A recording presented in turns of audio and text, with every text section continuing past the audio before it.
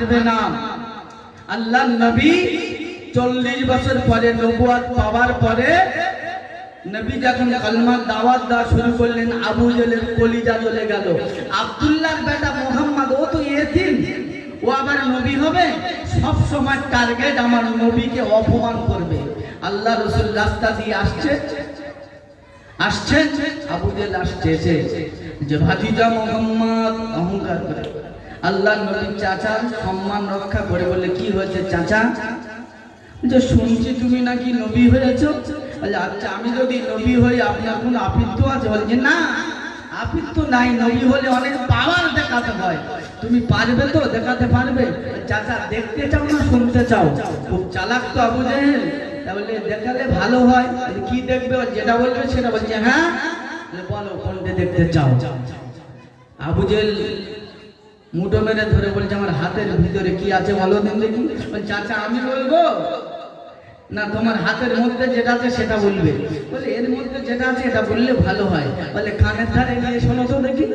তা কানের ধারে আবু জেহেল নিয়ে শুনছে, ভিতর থেকে আওয়াজ বার হচ্ছে, আশহাদু আল্লা ইলাহা ইল্লাল্লাহু ওয়া আশহাদু আন্না মুহাম্মাদান আবদুহু ওয়া রাসূলুহু। জোরে বলে। আবু জেহেল পাথর ছুঁড়ে মেরে ফেলে দিয়ে বলছে, মুহাম্মদ বড় জাদুঘর। নাউযুবিল্লাহ বলেন।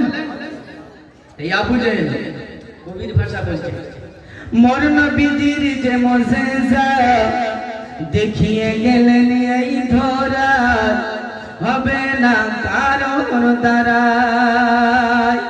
আবু জেহেলের হাতে বেজান পাথর, যার মহব্বতে কালমা শোনায়, হবে না কারোর দ্বারাই। জোরে বলে। বৃক্ষ এসে ছায়া করে মোর নবীজির বদনে, দুগ্ধ আবার ফিরে এলো শুকিয়ে যাওয়া স্থানে। জোরে বলুন। মোর নবীজির যে মুজিজা দেখিয়ে গেলেন এই ধরায়, হবে না কারোর দ্বারাই। আসমানের চন্দ্র দ্বিখণ্ডিত হলো যার আঙুলের ইশারায়, হবে না কারোর দ্বারাই। মোর নবীজির যে মুজিজা দেখিয়ে গেলেন এই ধরায়, হবে না কারোর দ্বারাই। ও মোর চলে তরবারির ঘাটে, কাটবে মাথা মুস্তাফা, শুনে কালাম হয়ে গোলাম, শুনে কালাম হয়ে গোলাম। উমর মাথা নামায় মোর নবীজির পায়, হবে না কারোর দ্বারাই। বলে নারে তাকবীর, নারে তাকবীর। মোর নবীজির যে মুজিজা দেখিয়ে গেলেন এই ধরায়, হবে না কারোর দ্বারাই। আবু জেহেল বলে মক্কাবাসী, মুহাম্মাদের কোরআন শুনবে না।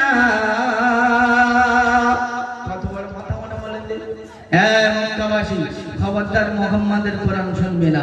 মুহাম্মাদের কোরআন শুনলেও আমার দলেই থাকবে না। অতএব মুহাম্মদ যখন কোরআন তেলাওয়াত করবে, কানের মধ্যে আঙুল ঢুকিয়ে দেবে, হাততালি মারবে। অথচ ওই আবু জেহেল গোটা রাত দাঁড়িয়ে দাঁড়িয়ে আমার নবীর নামে কোরআন শ্রবণ করতেন। জোরে বলুন।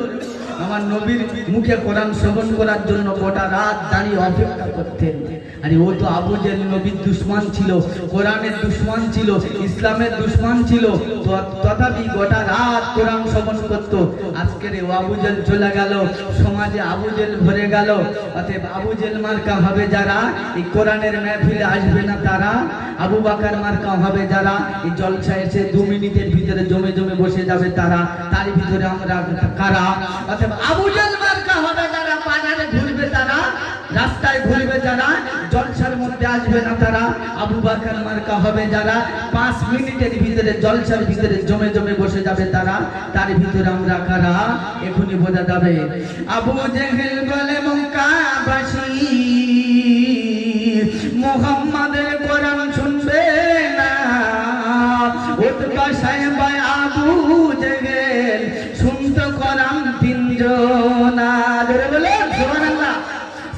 জিকিরে কোরআন শুনে বিছানা কি থাকা যায়, হবে না কারোর দ্বারায়। আল্লাহুম্মা মা বলে শুনুন, ওয়ালা আলি সাইয়্যিদিনা।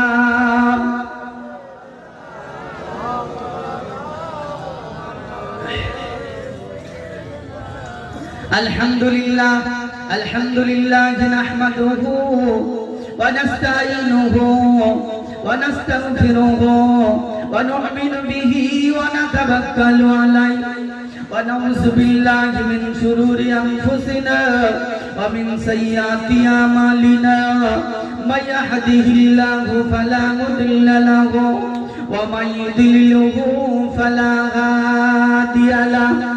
ونشهد أن لا إله إلا الله وحده لا شريك له ونشهد أن سيدنا وسندنا وحبيبنا وطبيبنا ومولانا محمدا